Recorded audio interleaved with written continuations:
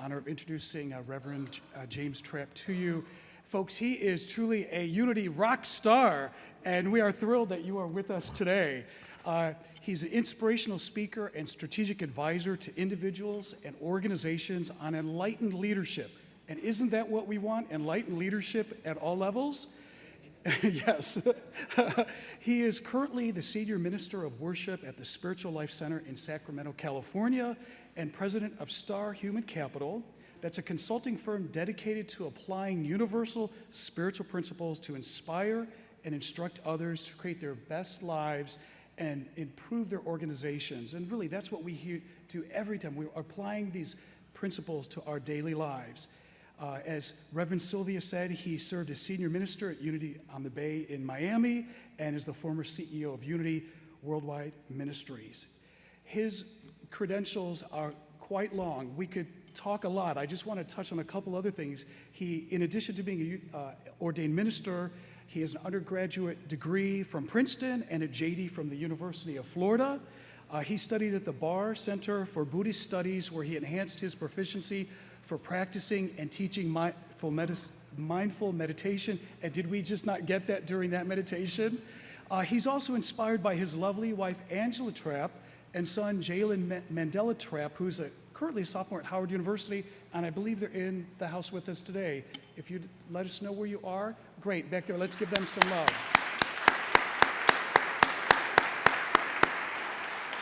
We're so honored to have the Trapp family with us. Let's give a warm welcome to Reverend James Trapp. All righty. Thank you, Tim. Appreciate it,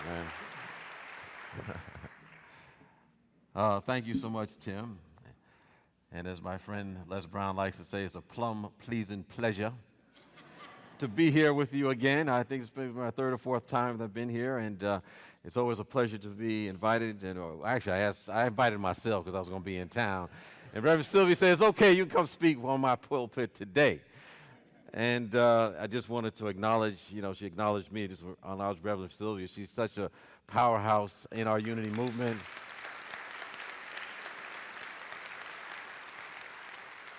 And I'm glad that you're supporting her for her sabbatical, because you got to take care of her, because, you don't get good ministers every day. So you got a great one here. So I'm so grateful to have an opportunity to share with you. I think when we come to a service, I always realize that sometimes we're here by a divine appointment, even though we don't know it all the time. So just repeat after me. I'm here for my appointment with God. God is always on time, and so am I. All right, let's keep that in mind. I had a congregator come to me a little while ago who was somewhat new to this movement and unity. She had come from a traditional background.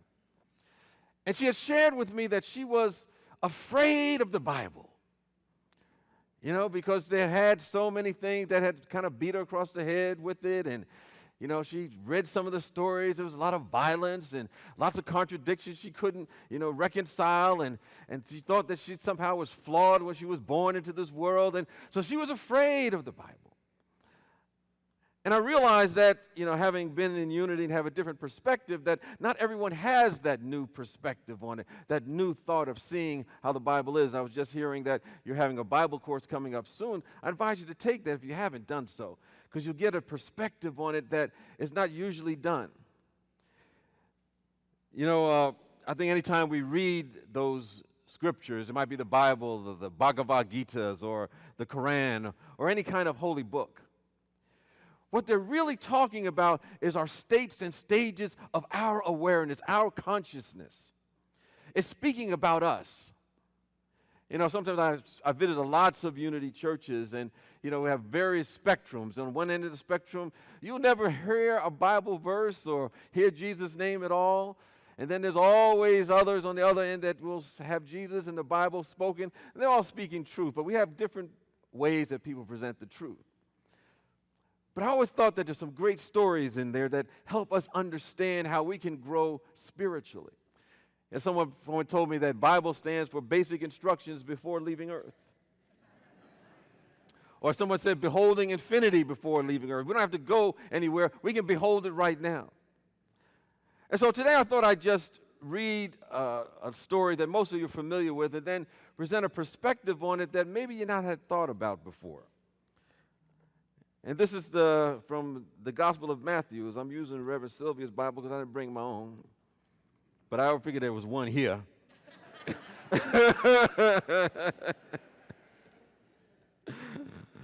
And it says in the scripture that then they made the disciples get into the boat and go before him on to the other side while he dismissed the crowds. And after he dismissed the crowds, he went up to the mountain by himself to pray. When evening came, he was there alone. But the boat by this time was many furlongs distant from the land, beaten by the waves, for the wind was against them. And in the fourth watch of the night he came to them, walking on the sea. But when the disciples saw him walking on the sea, they were terrified, saying, "Is it a ghost?" And they cried out in fear. But immediately he spoke to them, saying, "Take heart, it is I. Have no fear." And then Peter answered him and said, "Lord, if it is you, bid me to come to you on the water." And he said, "Come." So Peter got out of the boat and walked into the water and came to Jesus. And when he saw the wind, he was afraid and was beginning to sink. And then he cried out, "Save me." And Jesus reached out his hand and caught him by saying, "Oh, man of little faith, why did you doubt?" And then he got into the boat, and the wind ceased. And those in the boat worshiped him, saying, "Truly, you are the Son of God." You know, in that story and in the stories before that, I realized that Jesus was having a good day. I mean, earlier he had multiplied the loaves and fishes, fed about 5,000 people, was healing folks. And then he went off to meditate. And I believe he was contemplating his oneness with the presence of God. And he came out of the meditation, and the boat had drifted away. So he didn't want to disturb anybody. So he just walked on the water. He got on the boat, and, he was having a good day. Now, there were other days that were not so good. They talked about the time of removing this bitter cup from my lips, and he cursed out a fig tree one day and turned over some tables in the temple. But this wasn't one of those days. I don't know if you had days like that. You get up, the streets are clear, all the lights are green, everything's working in your favor. Bam, bless and multiply, that's what BAM stands for. Everything's working all in sync. And so Jesus was having one of those days. And so we look at him walking across the water. And his disciples were tripped out a little bit. You could hear them talking. Now, what's Jesus doing now? He got us with feeding that 5,000. Now, homeboy is walking on the water. He said, "Is that Jesus? Check this out." And they were saying, "Is that Jesus?" And they were nervous and they were afraid and they were hallucinating. They thought they were imagining things. They were all bundled up together, worried and shaken. And then Peter says to him, "Is that you? If you're the Christ, which is that part of God within all of us," it's not a person, but that part of God within all of us, "well, command me to walk on the water too." And Jesus said, "Come." He simply said, "Come." And that's what that God presence within us tells us. It always draws the best out of us. You always know when we're in the presence of someone who's exuding that Christ presence because you can feel it, you can sense it. We want to reach our own potential when that happens. We don't want to shrink back from all the things that are before us, all the challenges that we're facing, because we realize there's something within us that is far more powerful than we're facing in our world. We can become more than we ever thought we can be. So Jesus told Peter to come. Peter was walking on the water. He was doing pretty good for a while, and then the waves started coming and bustling back and forth, and he began to sink. And of course, what he'd done, he had taken his eye off the Christ presence. He'd taken his eye off the power of God within him. And he began to sink and said, "Save me." And Jesus did reach down and saved him. And he said, "Oh, you were doing so good. What happened? Why did you doubt?" He said, "You were right there, man. What happened? You were there. You were kicking. Why did you doubt?" Now, we know on the surface what that means. We're basically looking at that story and knowing that it's talking about something within us. He had the faith, but he took his attention off the God presence. He took his attention off the Christ presence. He stepped out, and the moment he gave his attention to something else, he began to sink. And as we read that story, it's very easy to interpret. But the real story are the 11 that stayed on the boat. You know what they were saying. Who does Peter think he is? Peter, you better stay on the boat. You don't know what's happening out there. You've never done this before. You've never had this happen to you before. What are you thinking, Peter? You better stay on the boat. You don't know what's going to be going on. There's some waves out there. There's some turbulence. There's some scenarios you're not prepared for. You don't know what you're doing, Peter. You better stay on the boat. And we know those 11, what they represent. They represent that committee in your mind that whenever you're about to go to do something new, that whenever you're about to step out on your vision, whenever you're about to make a major transformation in your life, whenever you try to claim who you're here to be, oh, that committee shows up. It shows up. They say, excuse me, may I have a word with you, please? I see you've been praying and meditating and reading these scriptures and, you know, these programs and so forth. But understand that stuff you read, that's just history. It has nothing to do with you. Oh, wait a minute, you're not listening to me? Please. We know about Moses and he parted the Red Sea, but it has nothing to do with you. We know about Daniel, but please, it has nothing to do with you. You're just ordinary. I read your journal. I know your history. I know where you've been. I know where you've done, who did it to you, what you've been through. You can't get over that stuff. I know who your parents were. I know everything about you. You think you could be great? You better stay on the boat, Peter. Come on back here. Stay on the boat. That's the committee. And that story is reminding us that we can walk on the water in our own ways. We can have our own unique visions that we can bring into our life. We can do what's never been done before in our life as an individual, as a community, as a world, by being different right here and now. So when you hear those 11, more or less, talking to you, telling you to stay on the boat, they're saying in substance, who do you think you are? But the Christ presence within us is saying, get off the boat. They're saying in substance, I know your history. But there's something within us that's saying, get off the boat. They're saying, you've never done this before. But the Christ presence within us, that God within us is saying, get off the boat. They're saying, oh, we know what vision you have in your heart. But you're not enough. You're too old, too young, don't have enough education, got too much education, don't have enough money, got too much money. Well, wait a minute, that's impossible. You can't have too much money. The Christ presence is saying, get off the boat. Get off the boat. Step off the boat. And you know what Peter got when he stepped off the boat? He got a taste and a glimpse of what is to live in that realm of infinite possibilities that is there for all of us.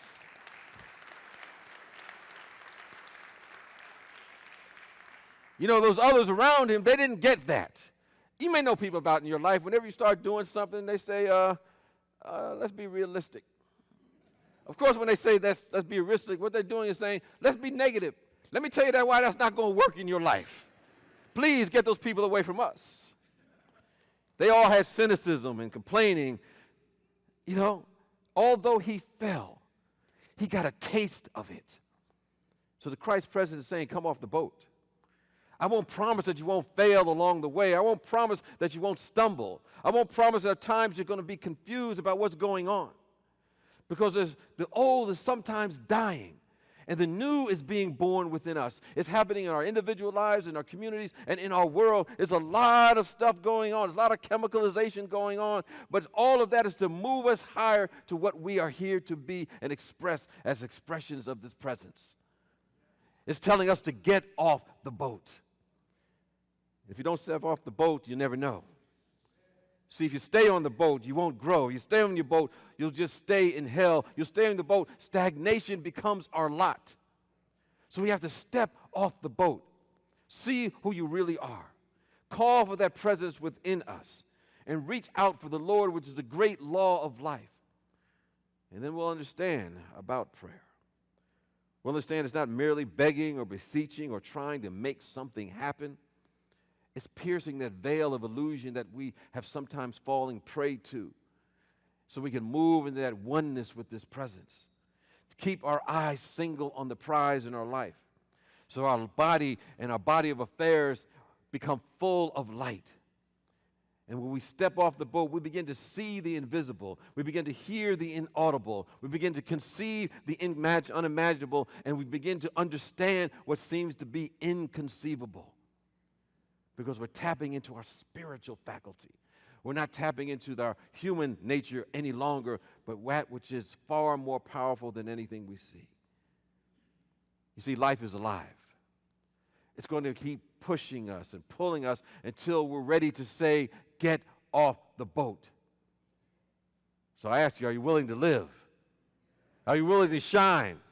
Are you willing to grow? Are you willing to see things differently? You see, you will begin to see that inaudible and the unimaginable and the seemingly inconceivable. Because within you, there's something magnificent there. Within you, there's greatness there. Within you, there's wholeness and there's untapped resources and talents and capabilities. Within you, there's a generosity of the soul there. Within you, there's a power that is there. But it does not happen unless we step off the boat. Someone said that talent is honed and grown in our silence, but character is built in the stream of life, in our silence, in our quiet times, in our alone times. We hone our talents and capabilities, but when we step off the boat, we develop the character, the strength, and the capability to deliver the spiritual goods that we're here to deliver in this world that so needs it now more than ever. It is time to step off the boat. It means as you look at your life now, you may ask, where and when in life am I holding back? What part do I say, well, this is just material stuff over here. This doesn't belong to God. This is material, and I can manage this myself. But understand, it's all God. It's all God. I often realize that in my own life that all of my problems are management problems. There are areas in my life that I think I can just manage on my own. But understand there's only one life, and that is the life of God. And that life is there for us to surrender to it and allow us to roll with it. So we look at the areas of our life and see where we're trying to manage it on our own with our own might and power. And understand that we can always decide to live according to spiritual principle. And we'll step off the boat. Now understand the doubt and the worry is going to show up. The committee is going to speak up, and we're going to make it a little bit nervous and say, uh-oh, she's reading again. She's going down to that UnityWDC church again. She's listened to that sermon from Reverend Sylvia again. Okay, we got to catch her. We're comfortable here. We're not totally happy, but we're all right. We're not in a creative flow, but we're okay. We totally want to get off the boat and live an alive life. So we have to stop them from taking over. And of course, that committee will say, you don't know what you're doing. You don't know what's going to happen. And you'll be able to say with certainty, maybe you're right.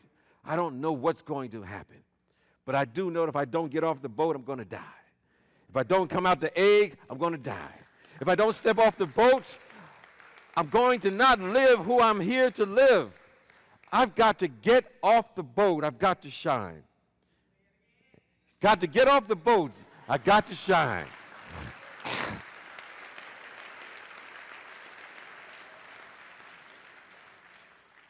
And when the stumbling happens, it's all right.